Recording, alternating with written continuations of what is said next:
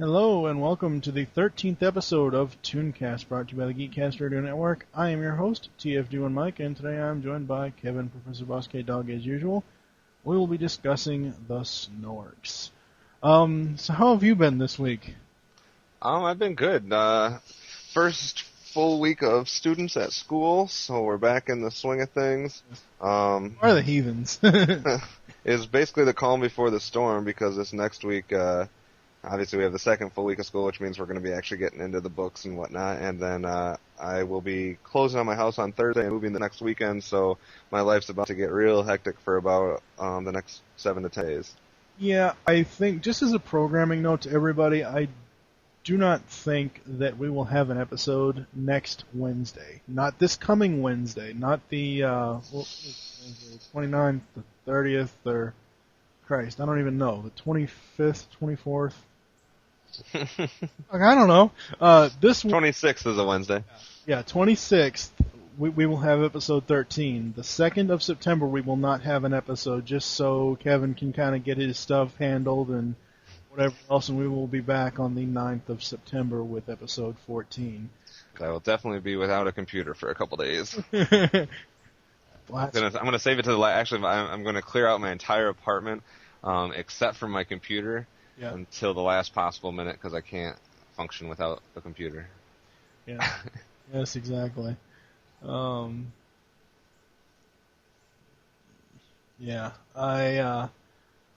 This week for me has been okay. It's, there's nothing really major going on. Whatever. I still haven't gotten the Darkwing Duck Volume 1 set, so when we return in 2 weeks, or a week, or however the hell long it's going to be, not sure if it's going to be Darkwing Duck, not sure if it's going to be Jim and the Holograms. I just don't know. It just depends on between now and the 9th of September if that DVD set gets to me. Because I can't just review Darkwing Duck on just the second volume DVD set. Sorry. That would be truly outrageous. No. Somebody out there got that reference. I guess. Freaking Batman the Brave and the Bold. Ugh, God. What's that? Nothing. Anyway, they're, and also I guess we should let everybody know, Mr. Kenny wasn't feeling that well, Larry Kenny, so we did not get to do the interview tonight. We were originally going to do the interview plus this episode when we record Sunday. Unfortunately, he was not feeling very well, so we hope that he gets better, and I'm sure he will get in contact with us whenever he's able to again. And I think I can speak for the two of us. We're both still looking extremely forward to that interview. Yeah, that'll be awesome to talk to the man behind the Silverhawks voices. Excuse me? What's that? The hell is wrong with you? He's Lion-O from the Thundercats. Oh, I thought he was Bluegrass from Silverhawks. Yeah, he is Bluegrass, but Bluegrass is secondary. Lion-O would kick Bluegrass's ass. Nah, Bluegrass would play a tune and drive Lion-O crazy. Oh, no. So, anyway, we're going to get into our show topic today, which is the Snorks. We will be right back with the... Crap, I don't even know. Wow, episode 13 is not really starting out so well, is it, folks? Come along with the Snorks. Swim along with the Snorks. So much to see waiting for you and me. Have some fun with the Snorks. Play along with the Snorks. Sing along with the Snorks. Happy we'll be.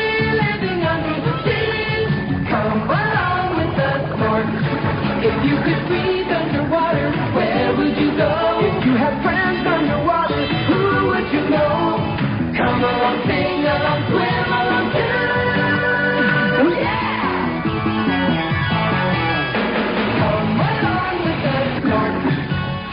Swim along with the Snorks. So much to see waiting for you and me. Swim along with the, have some fun with the, come along with the Snorks. It is now time for the history lesson. Take it away. Alright, nerds, this is Professor Boss K-Dog, and it is in time for another history lesson for episode 13. We visit a cartoon series that was based on a Belgium comic book in which the leading characters use their names as adjectives in every other sentence. A repeat show on ToonCast talking about Smurfs 2 weeks in a row, you may be asking yourself? No. For episode 13, we're talking about those Smurf imitators.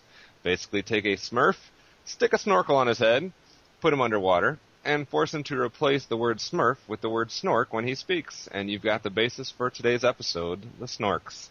Snorks is an animated television series produced by Hanna-Barbera Productions, which ran on NBC from 1984 to 1989, and also in syndication. Freddie Monnickendam of Belgian character licensing firm SEPP originally developed the Snorks concept in 1982 as a new franchise which could hopefully equal the success of the Smurfs, and at the same time be free from the creative and legal problems that had arisen between SEPP and Peyo over the Smurfs license. Belgian comics artist Nick Broca created the original characters' designs. Unfortunately, the Snorks never became as successful of a franchise as the Smurfs. Though the cartoon was relatively successful and has a considerable fan following, the characters never became the merchandising success that they had hoped for. Snorks lasted a grand total of 65 episodes, and it is time to move on to the rest of the episode, so this has been the Professor, and class is dismissed. You dumb bastard. It is now time for the General Memories segment. And people may be wondering why I called Kevin a dumb bastard at the end of the history lesson. I'm sorry. The Snorks, although they are similar to the Smurfs, they had better personalities. They may have not have had as many stories or episodes as the Smurfs, but I liked them, watching them on Boomerang this week. I could actually sit through a Snorks episode before I could ever sit through any of the Smurfs episodes. All through. I'll give you credit that the characters in Snorks have better personalities than the characters on Smurfs. I'm not arguing that point. I think you're absolutely 100% correct on that one. But, like all the listeners know, Snorks is imitating the Smurfs. And is a ripoff. But I do give you a little credit that it probably is more watchable than the Smurfs nowadays, to a point. It's very, very much so.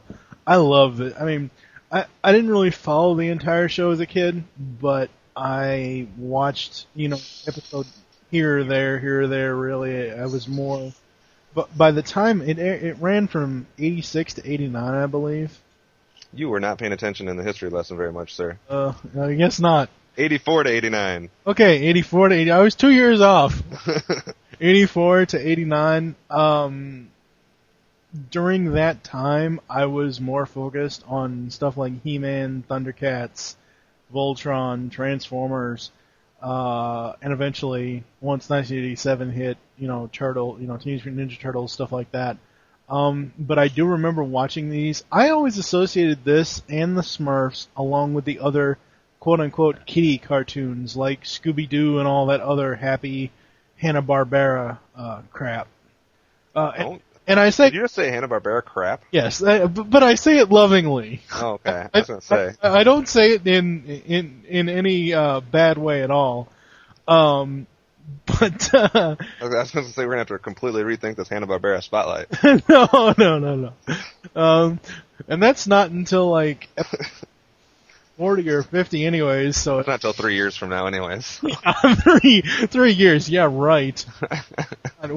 I seriously doubt ToonCast will go 3 years. Anyway, the Snorks, I could associate more with each one of the... And I mean, we'll get to this when we get into the character stuff, but as far as the general memories, I could associate more with these characters and with, like All-Star and Casey and even Junior. And I will fully admit that it seems to be a sort of ripoff of the Smurfs because you have kind of the same characters. I think the only two that really are similar to me is Junior and Brainy. Junior and Brainy Smurf. The others, they all seem to be individual. They didn't seem to be archetypes of like Handy Smurf or Grouchy Smurf or, No, I don't think they were trying to imitate the characterizations or the plots or anything like that. It's just the basic premise, which is completely a ripoff. But I mean, A lot of things were doing that back then. I mean, like we said in last week's episode, there wasn't just one cartoon that was trying to imitate or use the model that the Smurfs used and make it successful with their own version. There's 5 or 6 other cartoons doing the same thing. Snorks might have been the best at doing that. oh yeah. I mean, some of the other ones were all right, but I think Snorks was the one that most successfully took that same model and ran with it. Yep.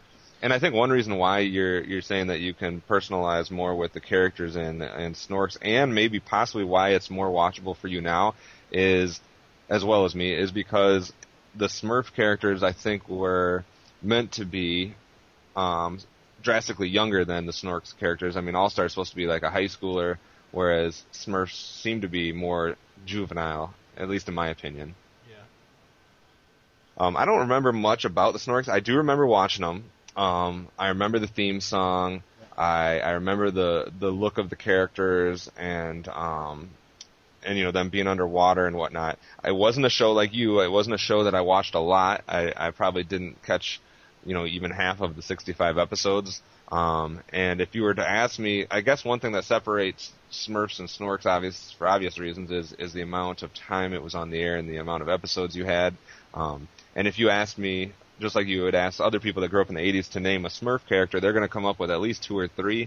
You ask them to name a Snork character, I would venture to say most people aren't going to come up with any. Well, I severely disagree with that, because even before I even found it on Boomerang, or even before I even knew what Boomerang was, like right when Cartoon Network broke off and started Boomerang for all the classic cartoon shows, I remember Snorks. I remember All-Star. I remember Junior. I remember Casey. I remember Daphne. I think you're in the minority, though. Shut the hell up. Just saying, if you ask someone to mention a Smurf, they're going to give you Gargamel, Azrael, Smurfette, Papa Smurf. Yeah. They might not be able to give you too much after that, but maybe. But I'm going to ask all my friends. I doubt anybody can even give me All-Star. Yeah. Well, we'll have to see in 2 weeks. Back. Yeah, this show for me, it was, the overall premise, I will agree, is basically Snorks underwater, or Smurfs underwater, but... And in different, better colors. Yeah, exactly. They're not all blue. But I really enjoyed this a lot more as a kid, and even now, like I said, I can actually sit through an episode of this more than I can sit through an episode of the Smurfs.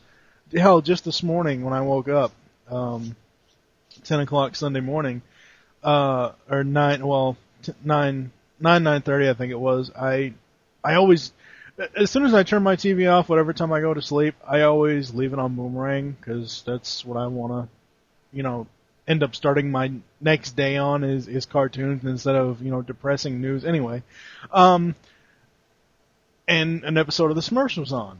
It was one of the ones with Johan and Pee-wee, or whatever the hell their names are, and I'm like, oh god, what's on HGTV? But, anyway, overall, Snorks is really great for me. As a kid and now, I wish that there were Snork DVDs. I don't think there are any yet, but No, there aren't. I wish that there would be. It was okay for me as a kid. It was nothing like what Smurfs was for me as a kid. And I would have to watch both of them kind of back to back and do a little investigating to tell you which one I like better now. As of, just watching a few episodes of each one, they're both kind of the same for me right now. But Smurfs obviously has a bigger place in my childhood, so I tend to put it a little bit above. Yeah. See, I always remember them airing back to back. Now, people can email in GCRN@ToonCast@gmail.com, or they can check us out on Twitter and let us know. But I always remember Smurfs, and then airing right behind it, Snorks. I think once Snorks went into syndication, not when they were originally on, but I think once they went into syndication, a lot of outlets started airing them back to back. I could be wrong. Yeah.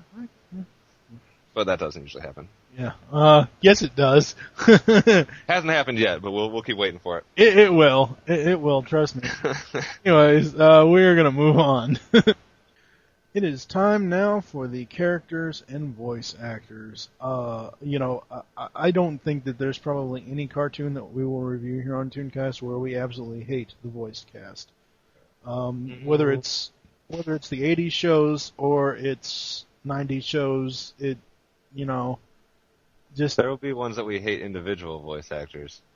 well, Maybe not the whole cast as a crew. it's not our fault. ToonCast is not responsible for your hatred of Lynn Lipton. Or the entire Dexter's Lab. Hey. Oh, I'm sorry.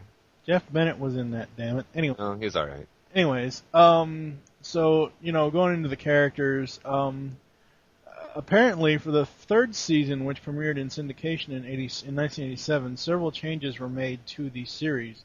The character, Demi Finster, was written out of the storylines, and 3 new characters were introduced. Corky, the Snork patrol officer, and the series' new chief villains, Big Weed and his sidekick, Lil Seaweed.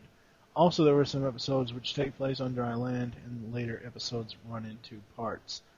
I must have caught this show in syndication and not caught any of the earlier first and second season episodes, because I ever remember not having Big Weed and Stinkweed, or Big Weed and Little Seaweed, as I don't ever remember them not being there. So, getting into the characters here for the Snorks, we have All-Star Seaworthy, voiced by Michael Bell.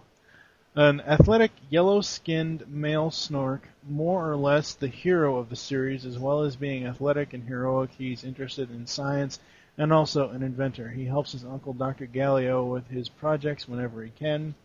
Whenever he has an important idea or comes to an important conclusion, the star on his belt buckle starts to spin. His Starbright idea is believed to be Casey's. It's the star. I read that wrong. Shit. He is believed to be Casey's love interest. In the later seasons, his parents have a baby girl named Small Star, who becomes All-Star's infant sister. He used to be best friends with Junior. Again, Michael Bell. Majority of his voices... No, wait. The majority of his voices are pretty much his own voice.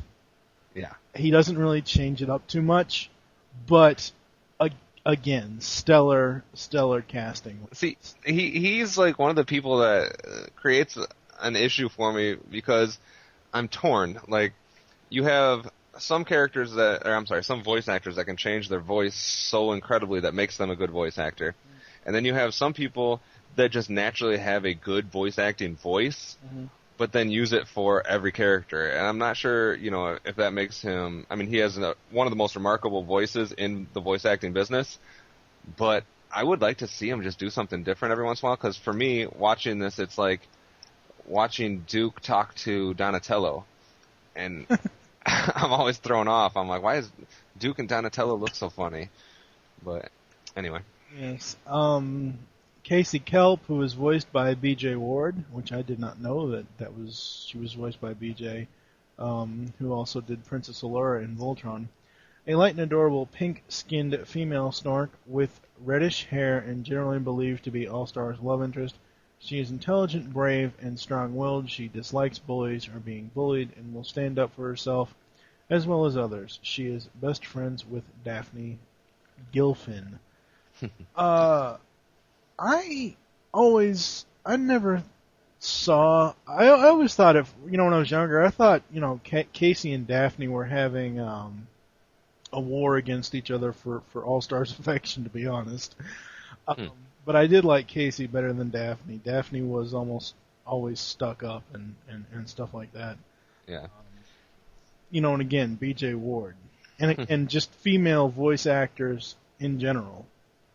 It's just amazing the range that they can do. Yeah.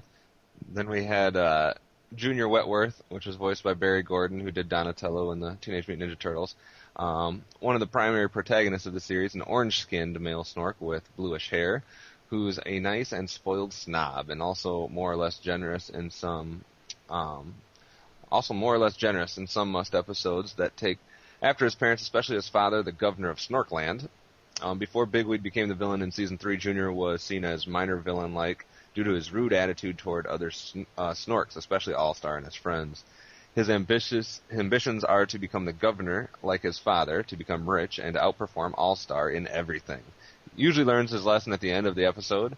He takes after Grandpa Wetworth. Junior used to be best friends with All-Star when he was younger and starting off in school, until standing up for himself went to his head. He used appeared to be Daphne's love interest from the third season. Yeah, Junior, I saw more of a villain than anybody else. Just because, I mean, I know that they will go back at the end of the episode and redeem him somehow, but I always thought of Junior as the bad seed out of the entire group of Snorks. And again, it's Barry Gordon who voices him, who also did Donatello.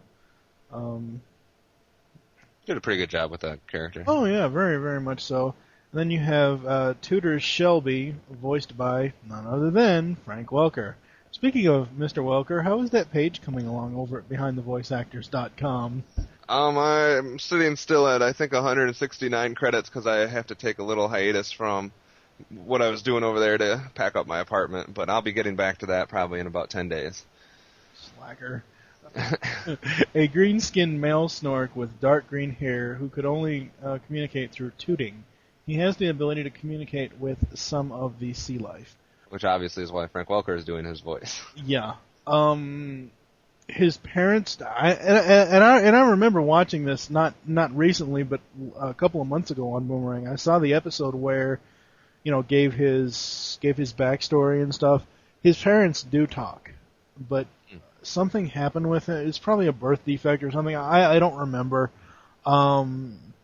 Where he can only toot, and it gives a better appeal to the group. Again, all of these characters, all of the Snort characters, are so individual. I mean, Smurfs are basically copycats of each other. Anyway, these so I guess we can move on to Daphne. Daphne was the vain, coral-colored female Snork, voiced by Nancy Cartwright, with purple hair, who was always concerned with her looks and appears to be Demi's love interest. She has ambitions of becoming an actress. In one of the episodes, she understudies for a famous female Broadway theater actress from New Snork City, and becomes the star of the show. She is known for having a big heart and for being extremely tactful, especially when it comes to breaking bad news to others. She is best friends with Casey Kelp, and she used to appear to be Junior's love interest from the third season. I didn't like Daphne too much. You could take her and the other Daphne from Scooby-Doo, knock their heads together, and you'd have the same character. Seriously. You can take the next one there. We got Demi Finster, voiced by Brian Cummings, an athletic orange-skinned male Snork who seems to have a crush on Daphne. He fancies himself to be a comedian as well as a fighter, which is kind of odd. He also appears to have an insatiable appetite. Whenever Demi talks, it sounds like he has a cold. He hates being called by his full name, and from the beginning of Season 3, he is written out of the storylines. I don't ever remember this character. Nor do I, but I don't remember any of the characters, so... Oh, but, I mean, I don't ever remember seeing him at all. Aki, who is voiced by Frank Welker, All-Star's male red pet octopus. He is once owned by Junior until he abandoned him. Aki does not get along with Junior whatsoever and will go out of his way to embarrass or chase Junior. Aki is so cool. Aki, even though he's an octopus, he's like a dog. No, seriously, he growls just like a dog. He's just so cool. And again, Welker with just his. This is the cartoon here where Mr. Welker can express himself just through sound effect. That's how good this man is, ladies and gentlemen. I do have Tudor and Aki both credited to him on that page, though, in case anyone wants to see what they look like. Oh, yeah, okay. And Corky, I'm going to take this one. Corky, voiced by Rob Paulson. Man, boy. An orange-skinned male Snork. He's the Snork Patrol Officer and a workaholic, but a dedicated policeman and defender of Snorkland. He is liked by all Snorks and gets along with All-Star and his friends. Yes. And then you have JoJo, who is voiced by Roger DeWitt. a male tan-skinned two-snorked snork who was raised and lives in the wild. He is the snork equivalent of Tarzan. He's incredibly strong and can communicate with all sea life. Jojo isn't very good at grammar. Jojo was a character that came into the group late. They actually found him in the wild or in the wild sea life or whatever, away from Snorkland. And they made friends with him. I think they saved his life or something. All-Star and his friends, and he's become a part of the group. And then you have Fengi, a dogfish, which is JoJo's companion since he was a child, which apparently he has no voice actors. It's probably Frank, but whatever. Then you have Willie Wentworth, voiced by Federico Weber. I think I said that right. Orange-skinned infant male Snork. Even though Junior picks on him, Willie looks up to his big brother Junior. He is the opposite of Junior, nice, friendly, generous, and well-liked by all. He is friends with Small Star and takes after Grandpa Wentworth. I don't ever remember this one. I don't ever remember Junior's baby brother. I don't either. I don't know. Go ahead and take the governor. We got the Governor Wentworth, voiced by Frank Nelson and later Barry Gordon. An orange-skinned male Snork with lavender-colored hair. Nice combination there. He is the governor of Snorktown. He's a stereotypical politician that resorts to double talk, tries to abuse his power, blames others when things go wrong, sends others to do work while he tries to take the credit. Cowardly, thinks of himself first, and a social climber who thinks that he and his family are better than others. He's also an egomaniac, in case you didn't figure that out yet, who raises taxes in order to build monuments to himself, all of which causes him to be disliked by the majority of Snorks. He's Junior and Willie's father, so we can see where Junior gets it from. He wants Junior to succeed and be governor to the extent that he turns a blind eye to Junior's underhanded tricks until they cause trouble or are exposed. He doesn't like Dr. Galileo, All-Star, and his friends because they're in the spotlight more than his son. He secretly has an older brother, Captain Long John, who is a kindly old pirate and is friends with All-Star and Casey, and that's just great. Or Captain Long John. Okay. Yeah. Sorry. And then just rounding out the main Snorks, Dr. Galileo, seaworthy, voiced by Clive Revill, a purple-skinned male Snork with white hair. He's involved in all things scientific, medical, and technical. He has saved Snorktown numerous times from villains and natural disasters. He is All-Star's and Small Star's uncle, and a friend to All-Star's gang. He is a brother to All-Star's father, as in the episode A Hard Day's Snork, he reveals his last name is Seaworthy.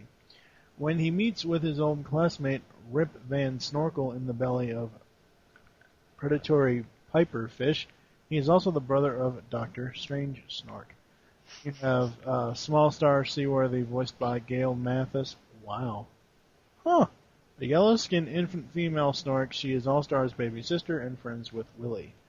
I'm just going to list these. I really don't think there are any that we really need to mention as far as the supporting ones.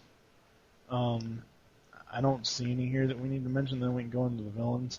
You have Mr. Seaworthy, who was voiced by Bob Holt. Mrs. Seaworthy, who was voiced by Edie McClurg, which, wow, I did not know that. Mrs. Kelp, Auntie Marina, Mrs. Wentworth, and Grandpa Wentworth. And then Mrs. Seabottom, who was voiced again by Edie McClurg, and Snip and Snap. Oh, okay. I don't remember them either. So going into the villains, hey. I'm getting a sense that you don't read these things before we air. Oh, not at all. I skim over them, see if there's anything wrong in them, and then just... Oh, okay. Anyways, going into the villains. We have Bigweed, voiced by, again, Michael Bell, who eventually is the main villain of the series. He is supposed to be an evil, green, seaweed-like creature with magical abilities. Bigweed can magically disguise himself to look like a Snork or any form of sea life. Yes. And I assume this is the villain that you remember. Yeah, Bigweed is the one I remember. Between Bigweed and the Snork Eaters are the two main villains that I remember outside of Junior. And you have Little Seaweed, voiced by B.J. Ward, Bigweed's female sidekick, also an evil green seaweed-like creature with magical abilities. She is supposed to have the same magical abilities as Bigweed, but on a diminished scale. She's about the same age as All-Star and his friends. Later on, Little Seaweed is forced by Snorktown Social Services to attend school in Snorktown because of her age. Wow, I did not know that. Then you have Doctor Strange Snork Seaworthy, voiced by I don't. Renee Averjanis. Yeah, there you go. Purple skinned male Snork with white hair that has a black lightning-shaped streak going down the center. He's a villainous, forgetful, absent-minded scientist that can't remember his own name at times. He wants to take over Snorktown, which he attempted to do so by swapping his mind with Governor Wentworth's. He is jealous of his brother, Dr. Gallio, and wants to get revenge upon him and his nephew, All-Star. And then Phineas, I don't even remember Phineas. I guess we can mention for supporting villains the great Snork Nork, voiced by Frank Welker. He is a purple and indigo-colored male Snork. Unlike the other Snorks, his Snork is on the front of his face and facing down, not on the top of his head. He is the Snork's equivalent of Dracula and the Prince of Darkness. The Prince of Darkness fans refer to him as Count Snorkula. Oh, God. He sleeps upside down, hanging from the ceiling just like a bat, and has fangs. He has magical abilities and is able to hurl electrical bolts from his hands. He hates sunlight and bright light, avoiding it at all costs. He is an evil vampire villain that wants to take over Snorktown and is always accompanied by two sidekicks. His sidekicks are miniature versions of him, minus the magical abilities. They are purple and coral-colored. I guess you can take the Snork Eaters. The Snork Eaters are large red creatures that are known to prey off of Snorks. They are led by a Snork Eater named Spike. The only thing that scares them are fishes called Snork Eater Eaters. That's very creative. Which are tiny fish with enormously large mouths. However, King Neptune has the power to banish Snork Eaters. Yes. And then you have Weed and Wood, who are bigweeds. Two muddies, there's two minor sidekicks. King Neptune, just supporting character. King Neptune, a mythological figure from Greek mythology and Roman mythology that is the ruler of the seas. He is portrayed as a merman who controls the rise and falls of the tides with a magical conch shell. Most Snorks believe King Neptune was a myth until he appeared after losing his magical conch shell, which Willie later finds. Going into the voice actors, wow, this cast, you got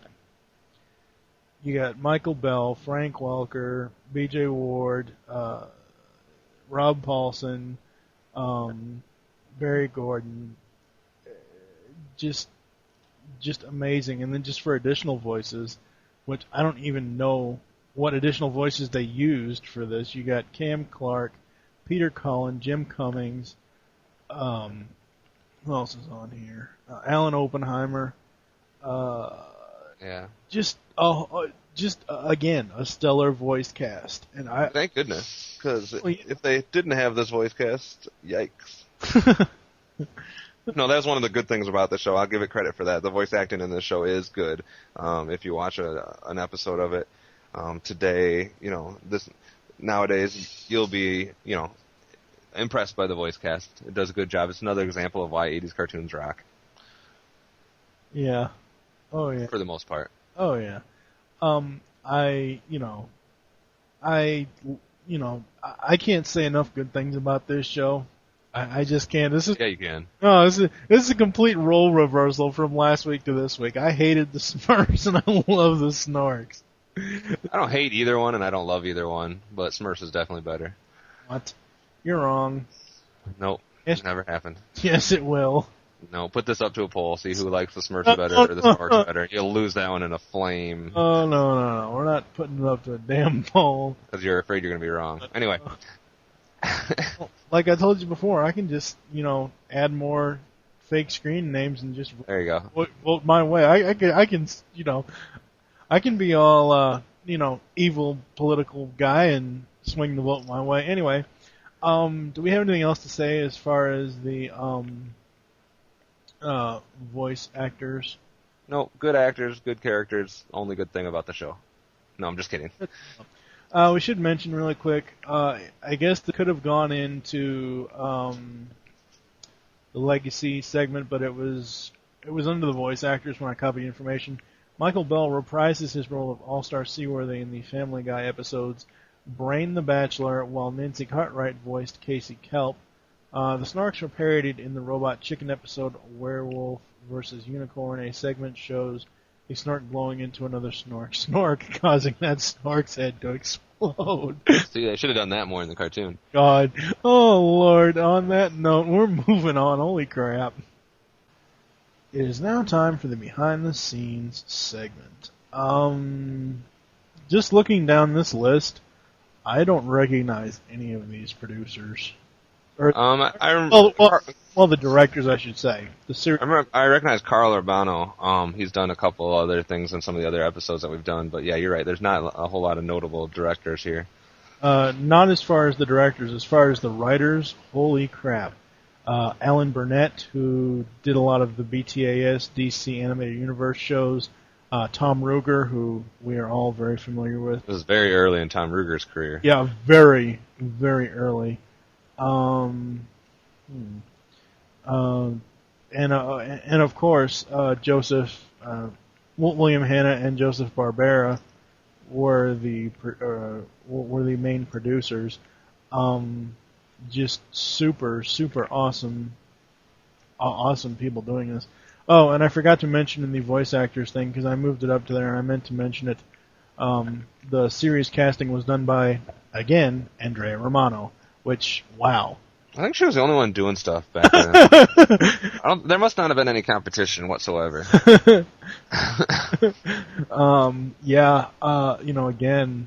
She knows her stuff.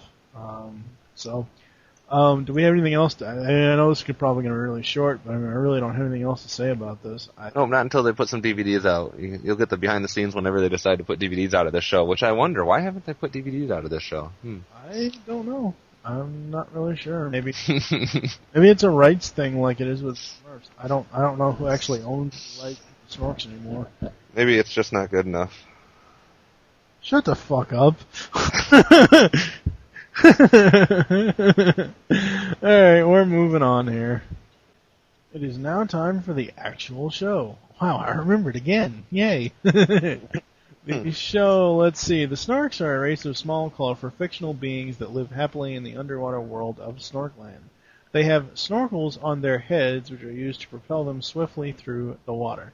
As evidenced by the cartoon series, when a snork becomes excited, their tube makes a snork sound. Like the Flintstones or the Smurfs, they have much of the same technology as contemporary humans adapted to their own aquatic environment. The Snorks use clams as currency in reference to the slang word clam, meaning dollar. According to the Snork backstory, a few ventured to the surface. The Snorks believed it is outer space in 1643 and watched a Royal Navy ship being attacked by pirates.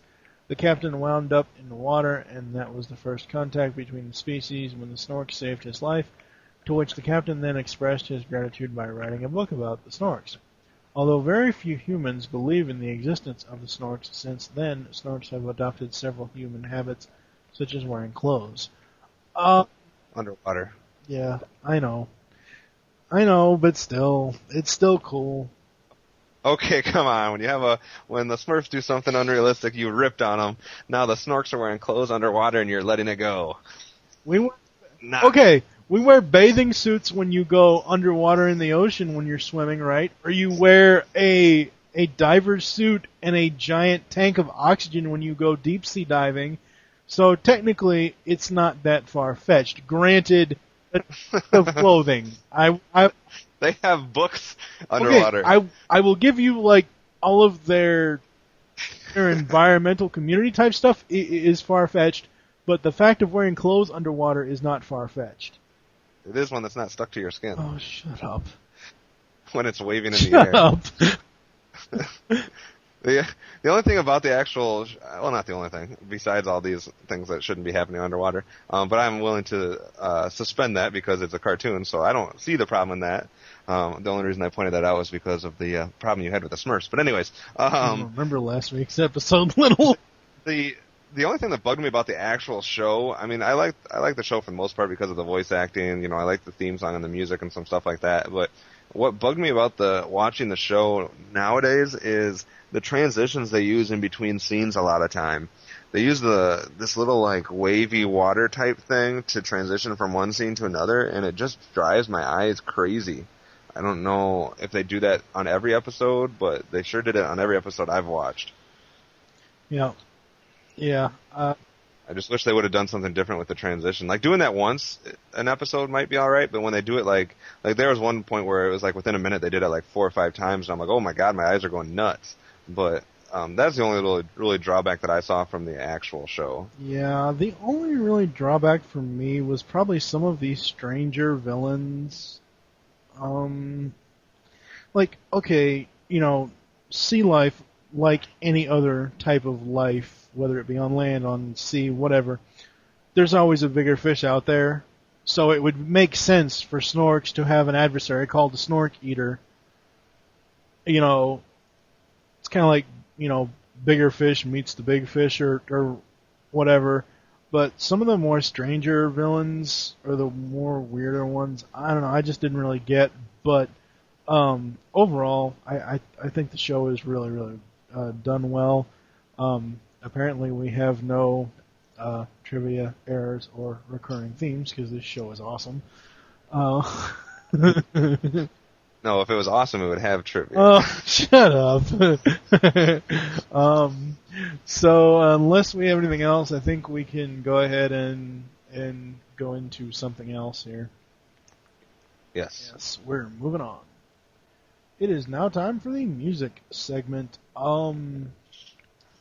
Let's see. I guess I can go into this really quick. As far as series original music was done by Hoyt Curtin. And then you had there was a few people in the music department, none of which I really recognize at all. There are no soundtracks. I must say, when trying to find the theme song for this show, it was very, very hard. Well, why didn't you just let me know? I could have given it to you. Well, no. Snorks did make an appearance on my CD. I actually like the Snorks theme song. Well, I'm not trying to interrupt. Well, I am trying to interrupt you, but I mean, the reason why it was hard for me to find, because the website that I go to get themes that I don't have DVDs for, it had like 4 different versions, and none of them were the version that I knew. So the version that you're going to hear for the intro and the outro is the 1989 version. I wonder what version I have on. I have one of them on BehindTheVoiceActors.com. If you click on Snorks, it'll play you the theme song. Yeah. But yeah, anytime you need a theme song, you should be asking me.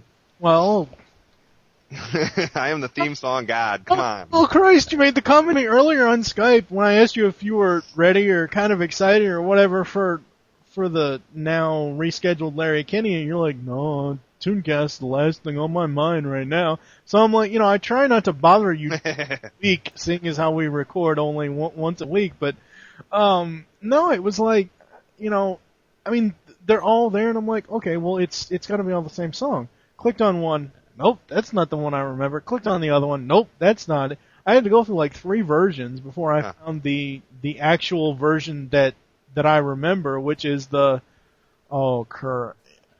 whatever the theme song is. It wasn't syndication. Everybody will remember it once I play it through the whatever that is. Overall, as far as the music for this, I really don't have that much to say about it. I mean, outside of the theme song being really cool, there really isn't that. I mean, this isn't one of those musically driven shows. No, not at all. This isn't like Thundercats where you have themes for every single thing. And it's not like a lot of the other shows where you have actual musical numbers or songs within the show either. Like you have with, Animaniacs, Tiny Toons, or, some of those other ones. Yes, and I think since since this segment is running very, very short, we're going to go straight into the Legacy segment without... Sounds good. Yeah, because it's just not...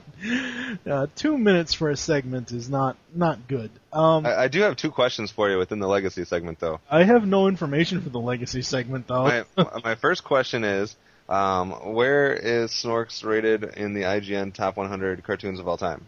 I don't know. That's the issue. Oh, it's not rated. Shut the Okay. Okay, second question. How many? We talked last week about Smurfs and all their different awards that they were nominated and won. How many awards did Snorks get nominated for? Shut the fuck up. Oh, okay. Fuck up. Just proving a point. That's all. Yeah, whatever.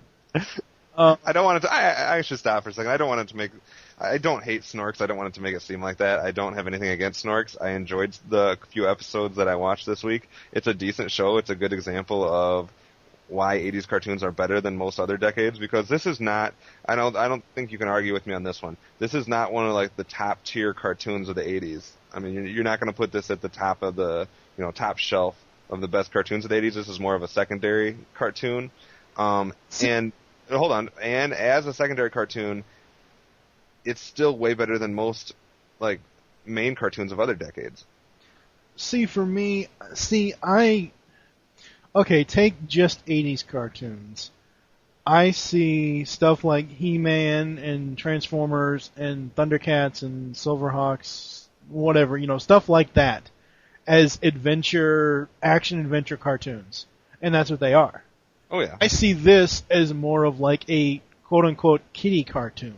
Right, but I'm saying even with it, I'm not saying take away all genres and look at the ones that were the best cartoons of the 80s, the most popular, the most successful. You're going to have all those ones you just mentioned. You're going to have, Inspector Gadget, Muppet Babies. You're going to have Smurfs. Those are all like at the top of the list as far as 80s cartoons.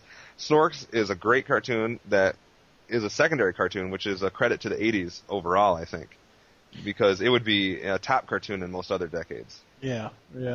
Even take it a decade before, it would be, right up there with, I think it would be right up there with all the other Scooby-Doo type cartoons. But being in the decade that it was, it made it kind of in the shadow of some of these other cartoons. It kind of got lost in the hustle and bustle of so many other great cartoons, I think, which is too bad.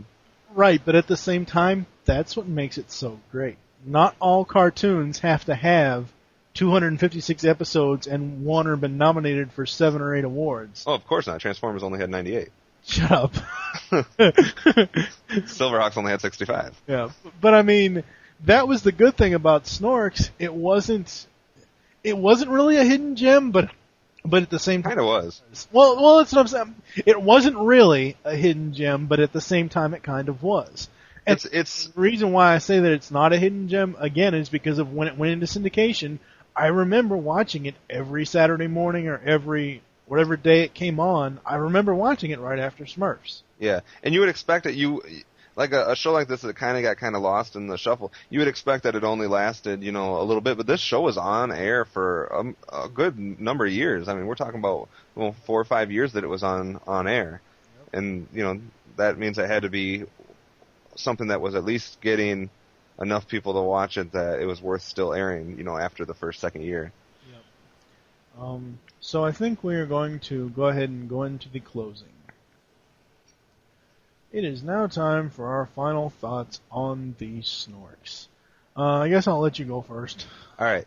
Great theme song. I mean, not one of the top 10 or anything, but real good theme song. Great voice acting. Good characters. Did I enjoy the few episodes that I watched this week? Yes. Is it worth giving a view if you're a cartoon fanatic or a cartoon fan? Yes, you should watch a few episodes of the Snorks if you've never done so before. Is it, in the grand scheme of things and in the history of cartoons, is it better than Smurfs? No way in hell. And I completely disagree. It is way better than Smurfs. You're the only one on the planet.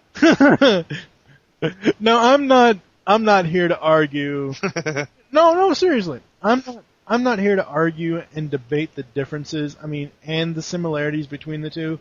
When I was a kid, honestly, I thought it was Smurfs underwater. And I every now and then when I would, see it, I'm like, oh wow, where's Papa Smurf?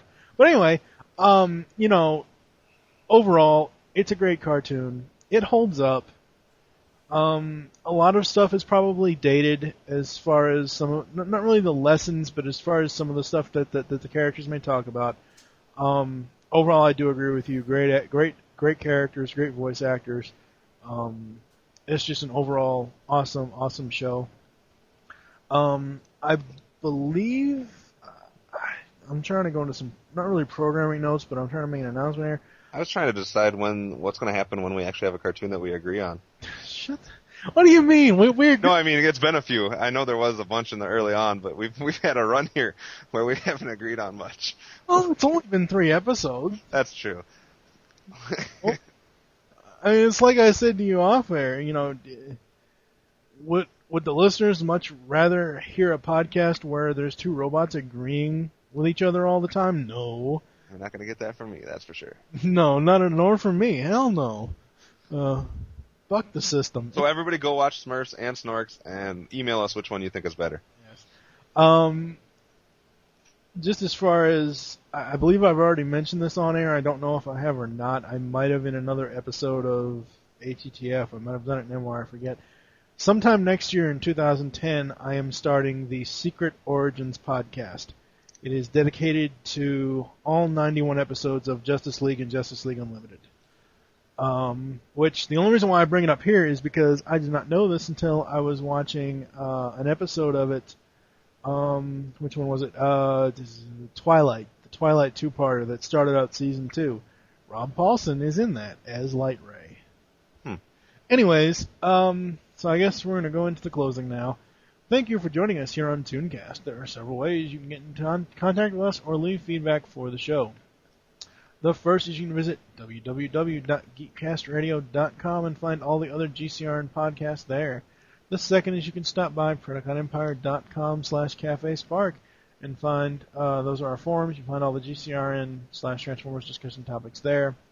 The third is you can leave us feedback on iTunes. Please do this. We would love to get positive reviews from iTunes. Honestly, that's the best way to help the show. Actually, we do have some reviews now. I believe we have 4? No, we have 3. And average out of 5 ratings, we have 5 stars for ToonCast. And I mentioned the other 2. I will mention there was a new one that was added. It just says, yeah, it's from Tater X. Another great show by the folks at Geekcast Radio. Listen to the He-Man and Thundercats episodes to get started. Honestly, like I say in all the outros for all the podcasts that we do, leaving us feedback in iTunes is the best way to help the show, outside of giving us money. The fourth is you can visit the earth-2.net forums and find our threads for the shows under the self-promotion section. And the fifth is the email address, which is gcrntooncast@gmail.com. You can also follow us on Twitter. The show name there is GCRN ToonCast. Mine is TFG1Mike. And what's your Twitter? Boss KDAWG. We hope you enjoyed this episode of ToonCast and wish to join us next time when we will be reminiscing on something. As I said before in the intro, we are going to be on a week's hiatus, so Kevin can get himself settled into his new house. Woo! We may be reviewing Darkwing Duck. We may be reviewing Gem and the Holograms. I don't know. Hopefully my Darkwing Duck Volume 1 DVD will get here before we have to record again. So for now... Otherwise you're going to have to listen to me sing Gem. No, I don't think so. So for now, I am TFG and Mike with... Me. Who are you? Professor Boss K-Dog, Optimus Solo, Kevin. Yeah, singing the more words of Optimus Prime, transform and roll out, and thank you for listening. Until next time. Thank you all for being here today. I've called this press conference on behalf of myself, Ron Algar-Watt, and my co-creator, Matt Robotham, to inform you that once the current run of our award-winning webcomic, Vengeance of the Intermen, is finished at the end of this year, we are hereby retiring from comics. No more webcomics for us. So that's why we brought you here, and we will now take your questions. Al? There's no one here. There's nobody here. There's nobody here. Nobody read the comic. Oh. At all. Oh. Ever. Well, we're doing a podcast now. Yeah, we are doing a podcast now. The Sarcastic Voyage Podcast. Available via iTunes or on the web at algar.com.